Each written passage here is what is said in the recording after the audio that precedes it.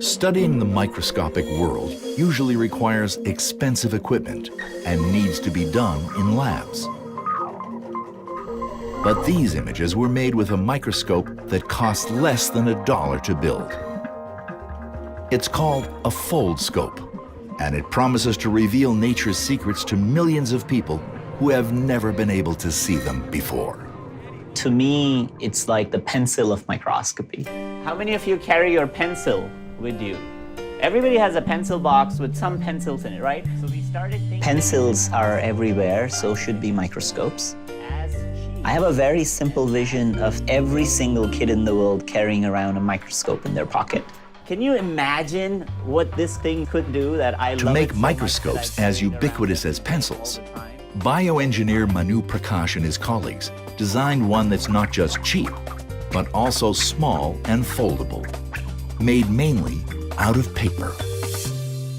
So once everybody has a sheet, the reason it's made out of a flat sheet of paper is not just the fact that paper is a cheap material, but paper has a phenomenal property that if you fold it properly in a given set of instructions, it gives rise to precision. We're going to fold it so it's on top of itself. You can align optics that is important for a microscope to work in ways that would generally require a lot more resources. there is a lens, it's very small. Conventional optics can be hundreds or thousands or even tens of thousands of dollars. The glass lens that we're using is only 6.5 cents a piece and can give you magnifications over 2000x. So we take the sticker and we first put the sticker like this, and then you put the hair. So then mount it whichever way you want to mount it. It was very crucial to build a tool that you literally could use all the time, not worry about whether you're going to break it or not. What you want to do is the most important thing, not the tool. Oh, wow. Oh, this is an incredible one. Hold it, and so... Oh my God. Do you see your hair? Yeah. You see the big line? So you have to pass this one around to everybody. I have black things in my hair and blonde things. Yeah, so show that to somebody. The living world far supersedes our imagination of how things actually work. Oh my God. You see the perfect hair. And to see that unroll in kids is just phenomenal. He's like, yeah, I showered. And it's fantastic to actually do this with kids who have no stereotypes of what it means to do science. We found a nematode and a weird-looking cell. There is no notion of this is a good question and this is a bad question or this is what you should ask. See, it keeps moving. There is no prize. The prize is in the experience. Do people have other ideas of what is the first thing they want to do when they go home today? If there was one thing you wanted to look at, yes? I would want to look at my dog's slobber.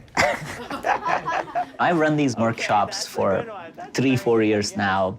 Every time I ask them what they're going to look at, there are unique answers. And I'm scratching my head, what's in there? You know, how much bacteria do dogs have? I don't brush my dog's teeth every day. So the diversity of bacteria they're gonna have might just be incredible. And I myself can't wait to actually do that experiment right away.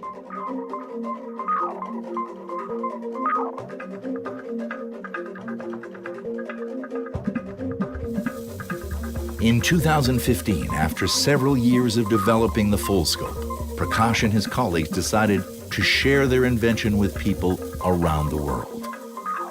We just said one day, why don't we make 50,000 of them and just give them to people? They have now shipped Foldscopes to people in more than 130 countries. There are people in Iran, Syria, Mongolia, Indonesia, all kinds of places in India, China, Russia, all parts of Africa. We knew that people would do creative things, but the explosive nature of what people did with it is really the most heartwarming story for me. In India, students in remote areas are using Foldscopes to improve crop management. The Foldscope can really help with some preventive measures. For example, if you look at leaves, if you see that there are pest eggs that are coming up on the leaves, we can localize which part of the agriculture field is being infested.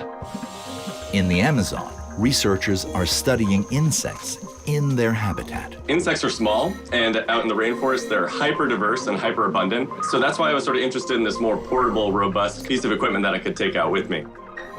And in Tanzania, they're exploring the relationship between their environment and their health. When a person uses this microscope, they realize that it is good to wash hands because they have seen that there is dangerous bacteria which they will make me to have suffering from different diseases. Many people have said the most fun they have in science is when they not only just discover something, but when they tell somebody what they discovered. To facilitate this communication, the team created a website where Foldscope users could share their findings. I was really amazed that a microscope could be made out of paper and could work so well. Okay, this is me trying to wrangle down this little shrimp guy. I added some moss here just to make it more homey, which is kind of weird now that I say it out loud. Perfect. Wow. It's changed how I perceive the spaces in which I live. Places that seem like they're very manicured are actually very wild. I had no idea bug wings were hairy. No idea, right? There is one very special example to me that stands out. This is a mother-daughter pair where the daughter is only 6-year-old. And the daughter, just like many other kids, loves the movie Frozen. So we decided to do a project that was all studying ice and crystals. And so every sort of crystal that we could really think of. We examined it under the Foldscope. Yeah. One of the things I really loved was how it was a community that allowed a lot of different people from around the world and Manu and his colleagues to work with us directly. Because we had a lot of things we tried to grow on slides, but like crystals that just didn't work. And we could say, hey, we've got trouble. There are times when she posted just a single sheet which said, please help, because she was trying to image ice cream and she would take it out and the ice cream would melt. And then she figured out she could put the Foldscope inside the freezer. It was kind of difficult, but we got some fun things and sticky fingers out of it. She loved the sticky fingers out of the ice cream.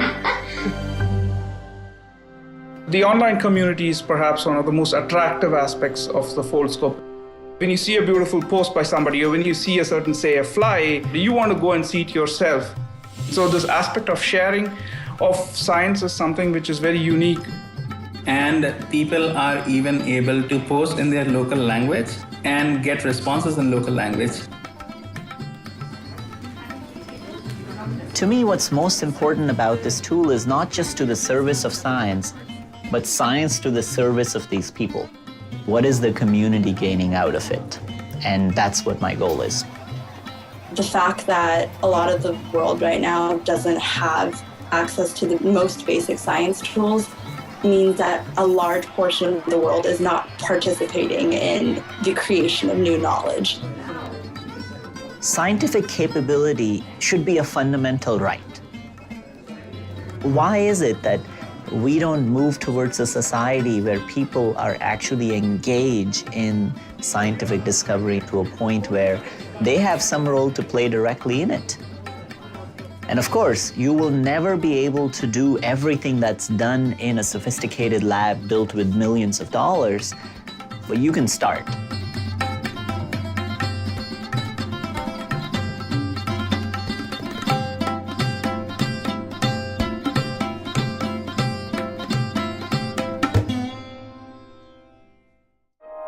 Thank you.